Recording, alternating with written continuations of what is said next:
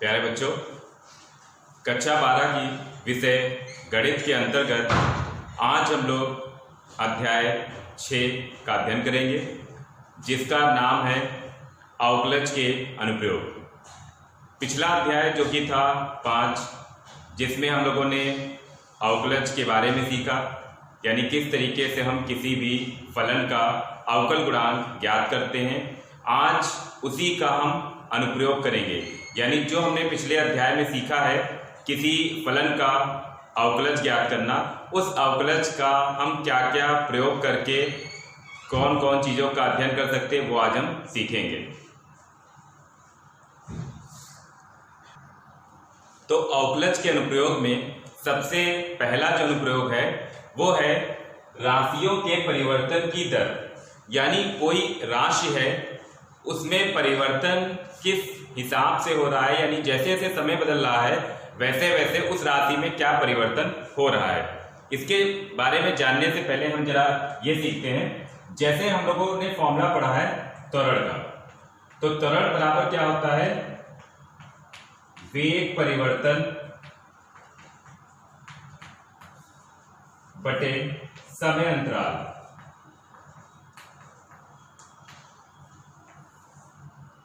तो त्वरण का फॉर्मूला क्या होता है, वेग परिवर्तन बटे समय अंतराल, जिसकी हम लोगों ने परिभाषा भी सीखी है कि त्वरण किसे कहते हैं, वेग परिवर्तन की दर को त्वरण कहते हैं। तो वहां भी शब्द निकल कर आता है दर।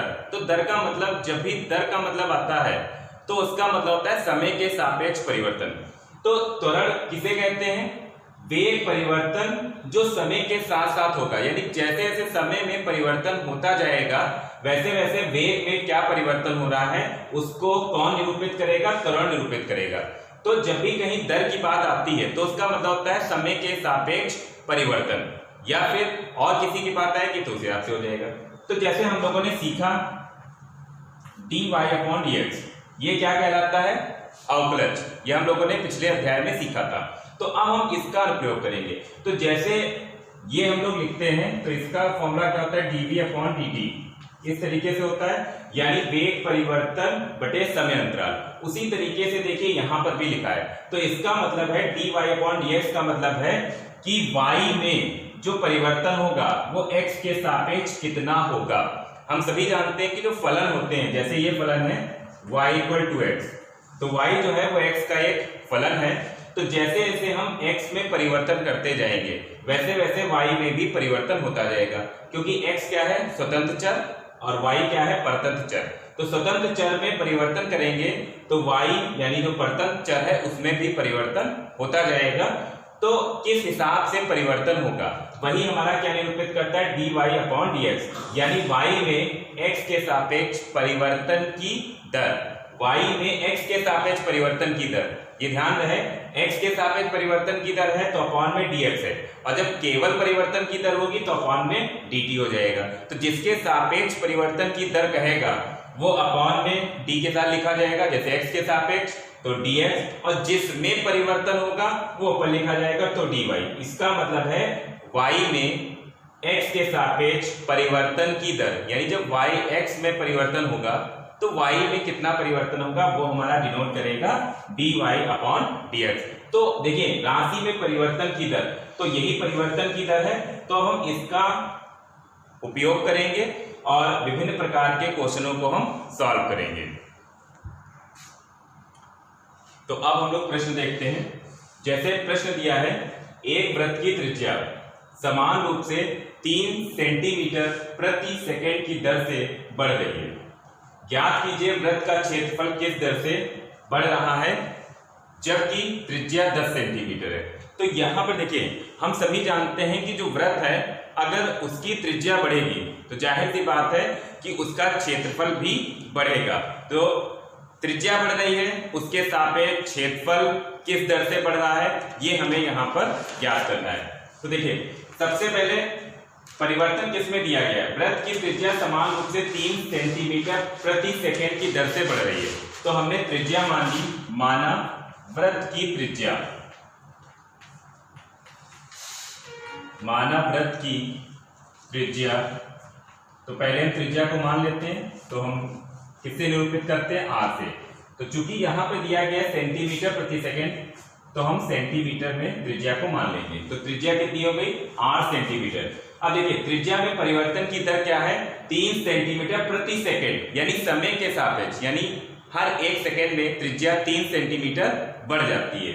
तो यहाँ पर त्रिज्या में परिवर्तन की दर, जैसे अभी मैंने आपको बताया था कि अगर परिवर्तन की दर इस तरीके से कही जाएगी तो अपॉन में t लिखा जाएगा dt, और अगर किसी के सापेक्ष कही जाएगी तो उसे आपसे लिखा जाएगा। तो यहाँ पर जो त्रिज्या में परिवर्तन की दर है वो समय के सापेक्ष है, क्योंकि लिखा है 3 सेंटीमीटर प्रति सेकेंड। तो dr अपॉन dt, यानी समय के सापेक्ष त्रिज्या में परिवर्तन की दर कितनी? 3। तो 3 सेंटीमीटर प्रति सेकेंड। एक चीज और, अगर परिवर्तन की दर बढ़ रही है तो हम धनात्मक लिखेंगे यानी प्लस का लिखेंगे, और अगर परिवर्तन की दर में कमी हो रही है तो हम ऋणात्मक लिखेंगे यानी माइनस का लिखेंगे। तो dr अपॉन dt कितना हो गया? 3 सेंटीमीटर प्रति सेकेंड। अब हम, और त्रिज्या कितनी है? तो r की वैल्यू कितनी है? 10 सेंटीमीटर। अब हमें किसमें परिवर्तन की दर निकालनी है? वृत्त के क्षेत्रफल में परिवर्तन की दर, यानी वृत्त का क्षेत्रफल किस दर से बढ़ रहा है। तो वृत्त का क्षेत्रफल, तो हम इसका सूत्र लिखेंगे वृत्त का क्षेत्रफल। तो वृत्त का क्षेत्रफल क्या होता है? पाई r स्क्वायर। ठीक, अब हम इसे t के सापेक्ष इसका अवकलन कर देंगे, जैसा कि हम लोगों ने पिछले अध्याय में सीखा है। तो dA upon dt equal pi 2r dr upon dt। ठीक, इसमें हम मान रख देंगे। तो dA अपॉन dt इक्वल 2 पाई, r का मान कितना है? 10, और dr अपॉन dt कितना है? 3। तो ये हो जाएगा 10 गुणे 3। तो ये हमारा हो गया 60 पाई सेंटीमीटर स्क्वायर अपॉन सेकेंड, यानी जो हमारा क्षेत्रफल है वो 60 पाई सेंटीमीटर स्क्वायर प्रति सेकेंड की दर से बढ़ रहा है। अगर ये प्लस का आता है तो बढ़ रहा है, और माइनस का आता है तो घट रहा है। तो लिख देंगे वृत्त का क्षेत्रफल 60 पाई सेंटीमीटर स्क्वायर अपॉन सेकेंड की दर से बढ़ रहा है। तो इस तरीके से हम लोग जान सकते हैं कि अगर एक राशि में परिवर्तन हो रहा है तो उस पर जो डिपेंड करती है उसमें किस दर से जो है वो परिवर्तन होगा। इसके लिए हमको जितने भी सूत्र हैं वो हमें आने चाहिए। वृत्त का क्षेत्रफल क्या होता है, वृत्त का परिमाप क्या होता है, वर्ग का क्षेत्रफल क्या होता है, परिमाप क्या होता है, घन का आयतन, इस तरीके से हमें सभी सूत्र आने चाहिए। चलिए अब नेक्स्ट क्वेश्चन देखते हैं। अगला प्रश्न देखते हैं। अगला प्रश्न है, एक आयत की लंबाई x 5 सेंटीमीटर प्रति मिनट की दर से घट रही है और चौड़ाई y 4 सेंटीमीटर प्रति मिनट की दर से बढ़ रही है। जब x बराबर 8 सेंटीमीटर, y बराबर 6 सेंटीमीटर, तब आयत के पहला पार्ट है परिमाप, दूसरा है क्षेत्रफल के परिवर्तन की दर ज्ञात कीजिए। तो जैसे अभी हम लोगों ने पिछला प्रश्न देखा तो उसमें वृत्त की त्रिज्या बढ़ रही थी, तो जाहिर सी बात है उसका क्षेत्रफल बढ़ेगा, तो आसानी से हमने फाइंड कर लिया। लेकिन यहाँ पर क्या है, लंबाई घट रही है, चौड़ाई बढ़ रही है, तो परिमाप घटेगा बढ़ेगा इस ऐसे नहीं जान सकते हैं। क्षेत्रफल घटेगा बढ़ेगा हम इस तरीके से नहीं जान सकते हैं। तो हम वही तरीका लगाएंगे तब हमको समझ में आएगा। तो जैसे यहाँ पर लंबाई में परिवर्तन कितना है, 5 सेंटीमीटर प्रति मिनट, तो ये कितना हो गया dx अपॉन dt, कितना 5 सेंटीमीटर प्रति मिनट।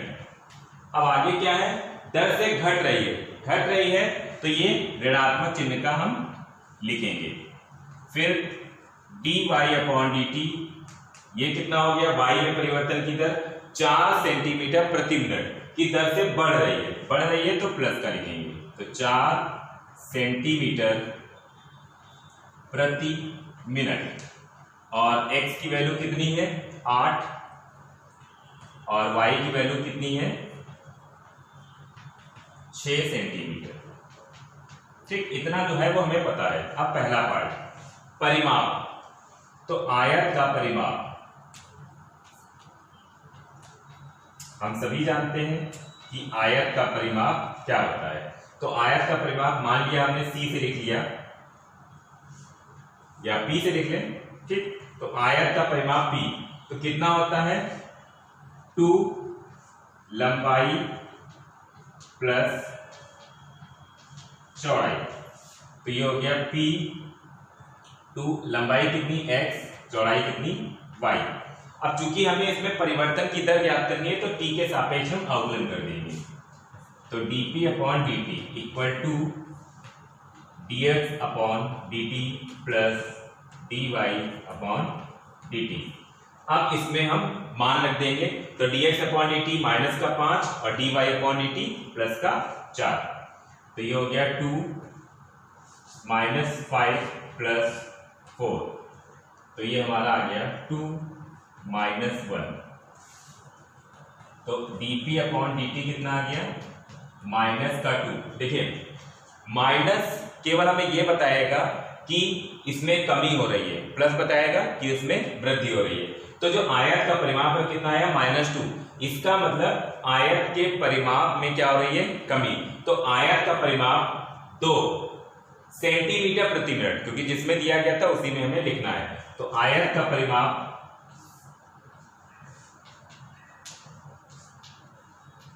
आयत का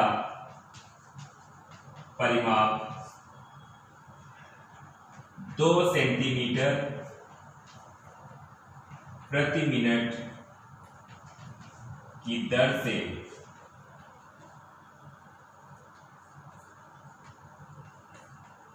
घट रहा है। तो इससे हमें यह पता चल गया कि जो आयत का परिमाप है 2 सेंटीमीटर प्रति मिनट की दर से घट रहा होगा, क्योंकि माइनस का आया था। अगर प्लस का आता तो बढ़ रहा होगा। तो इसका मतलब ये हो गया कि जो आयत का परिमाप है वो हर 2 सेकेंड, हर 1 मिनट में 2 सेंटीमीटर कम हो जाएगा। तो ये हमारा आयत का परिमाप हो गया। अब हमें क्षेत्रफल निकालना है, तो अब हम यहाँ पर क्षेत्रफल का लिखेंगे। तो अब यहाँ क्षेत्रफल, तो आयत का क्षेत्रफल हम सभी जानते हैं कि लंबाई गुणे चौड़ाई होता है। आयत का क्षेत्रफल A मान लिया कितना होता है लंबाई गुणे चौड़ाई। तो क्षेत्रफल A इक्वल हो गया लंबाई x और गुणे चौड़ाई y। इसको हम t के सापेक्ष इसका अवकलन करेंगे। तो इसमें देखिए ये 2 फलन है, गुणे में है, तो 2 फलनों के गुणनफल का अवकल गुणांक ज्ञात करने का सूत्र लग जाएगा। क्या होता है पहला फलन इंटू दूसरे फलन का अवकलन प्लस दूसरा फलन पहले फलन का अवकल गुणांक। अब इसमें हम मान रखते हैं x का मान 8, dy अपॉन dt का 4 प्लस y का मान 6 और dx अपॉन dt का -5। तो ये हो गया 32 माइनस 30 यानी कितना आ गया 2। तो जो आयत का क्षेत्रफल है उसमें परिवर्तन की दर कितनी आ गई 2, प्लस का आया, इसका मतलब क्षेत्रफल जो है वो हमारा बढ़ रहा है। तो आयत का क्षेत्रफल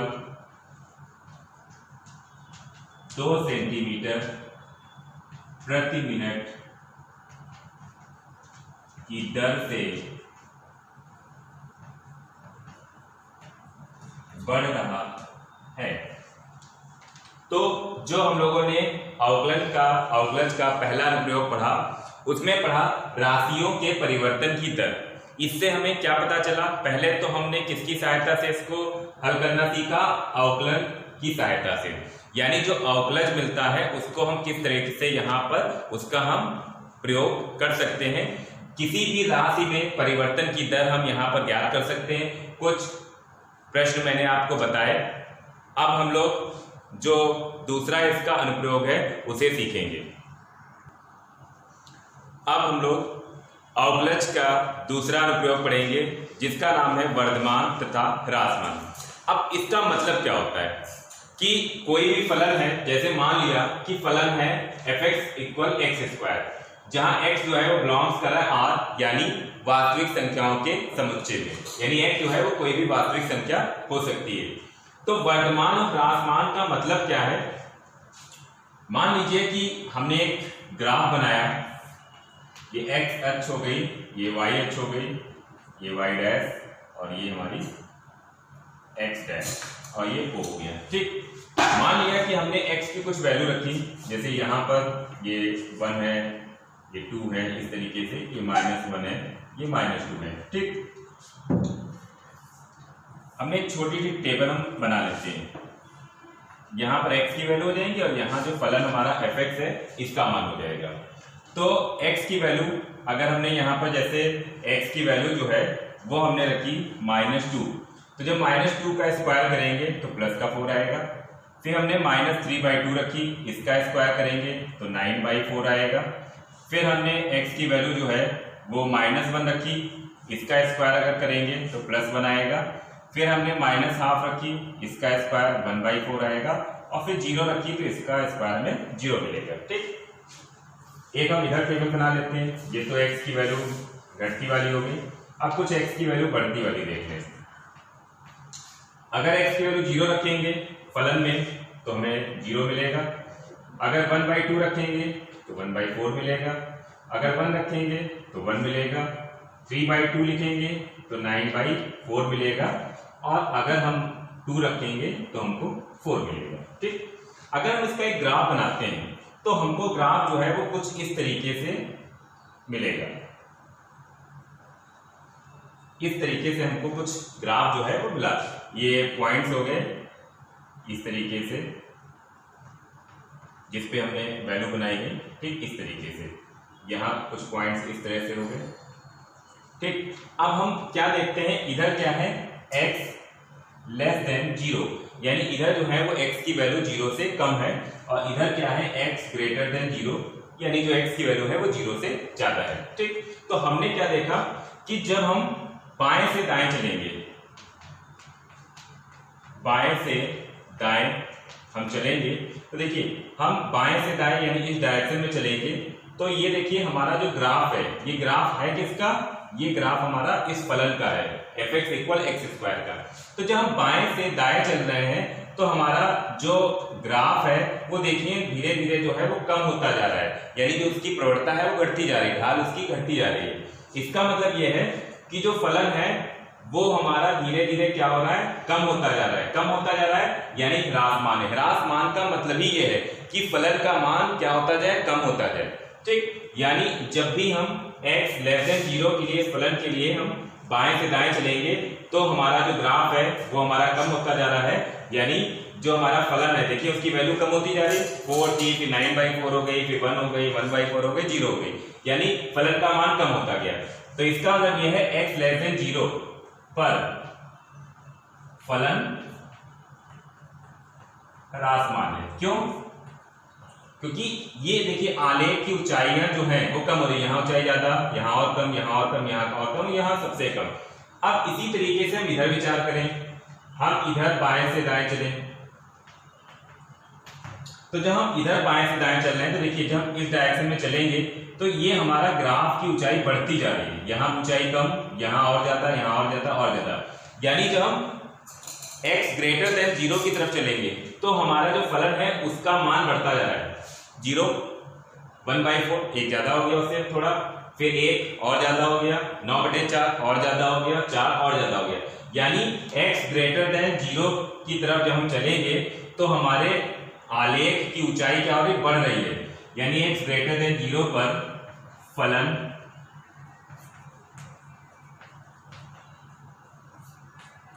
वर्धमान है। ठीक, तो इससे आपको ये समझ में आ गया कि फलन वर्धमान है, फलन ह्रासमान है, इसका क्या मतलब हुआ। तो ये तो ग्राफ के माध्यम से था, लेकिन हम हर एक फलन का जो है वो ग्राफ नहीं बना सकते हैं। तो अब हम किस तरीके से सॉल्व करेंगे उनको देखते हैं। चलिए देखते हैं। जैसे एक अंतराल में वर्धमान व ह्रासमान फलन, इसे मान लिया कि f के प्रांत में i एक अंतराल है, अंतराल i में वर्तमान है फलन यदि, देखिए अगर x1 लेस देन x2 है, यानी x1 का मान x2 से कम है, और अगर fx1 का मान भी fx2 से कम है, तो फलन हमारा क्या हो जाएगा, वर्धमान हो जाएगा, जैसे अभी मैंने आपको ग्राफ में समझाया था। और अगर x1 का मान x2 से कम है लेकिन fx1 का मान fx2 से ज्यादा है, तो फलन हमारा क्या हो जाएगा, ह्रासमान हो जाएगा। तो इस तरीके से भी जो है वो हम निकाल सकते हैं। तो अब इसी पर आधारित हम एक प्रश्न को देखते हैं। तो हमारा प्रश्न ये है, तो प्रश्न हमारा ये है, दिखाइए कि प्रदत्त फलन, तो यहां पर एक हमें फलन दे दिया गया fx equal 7x minus 3 r पर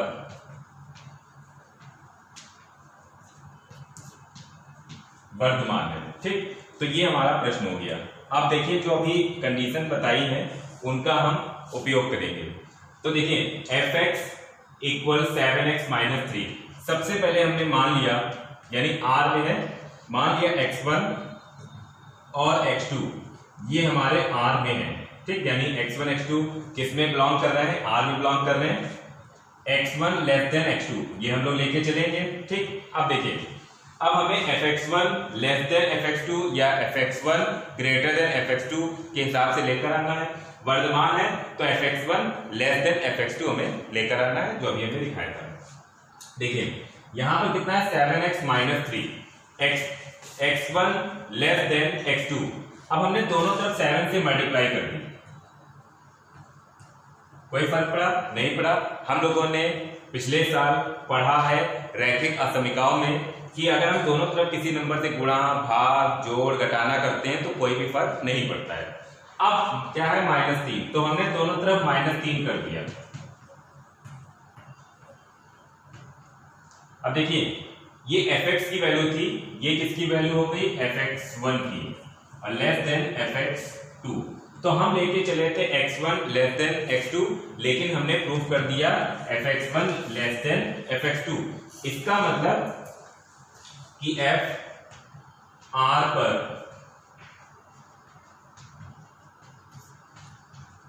वर्तमान है, ठीक। तो इस तरीके से हम इन प्रश्नों को हल कर सकते हैं। अब हम अगला प्रश्न देखते हैं। अब हम लोग फलन वर्तमान है या ह्रासमान है, इसके लिए हम प्रथम अवकलज परीक्षण और माध्यमान प्रमेय जो हम लोगों ने पिछले अध्याय 5 में पढ़ी थी उसका हम प्रयोग करेंगे। क्योंकि हम लोग यहाँ पर जो है वो अवकलज का ही प्रयोग जो है वो सीख रहे हैं, तो अब इसका उपयोग हम किस तरह से करेंगे। मान लिया कि कोई फलन है जो कि अंतराल a, b पर सतत है और a, b पर अवकलनीय है, ठीक। इसका मतलब होता है a से b तक, और इसका मतलब होता है a और b के बीच में। पहला, अगर a, b में फलन वर्तमान है तो f dash x greater than 0, यानी जो प्रथम अवकलज है उसका मान अगर ग्रेटर देन 0 है, यानी 0 से ज्यादा है, तो फलन वर्तमान है। और अगर प्रथम अवकलज का मान जो है वो 0 से कम है तो फलन उस अंतराल पे ह्रासमान है। और अगर प्रथम अवकलज का मान 0 है तो फलन हमारा अचर हो गया, यानी ना तो वर्तमान है और ना ही ह्रासमान है। अब इस पर आधारित प्रश्न देखते हैं। अगला प्रश्न देखते हैं। तो प्रश्न है, दिखाइए कि फलन fx बराबर x cube minus 3x square plus 4x, x belongs to r, r पर वर्तमान है। तो अब हमने जो अभी सीखा है प्रथम अवकलज का प्रयोग, उसके द्वारा हम सीखेंगे इसको। तो जो फलन हमारा दिया गया है इसका हमने एक बार अवकलन किया, यानी प्रथम अवकलज निकाला। तो fx है, इसका प्रथम अवकलज f डैश x हो गया। तो इसके लिए हमको अवकलन जरूर आना चाहिए ताकि हम इसको अच्छी तरीके से लगा पाए। तो अवकलन जरूर सीखें। तो 3x square minus 6x plus 4, ठीक, इक्वल।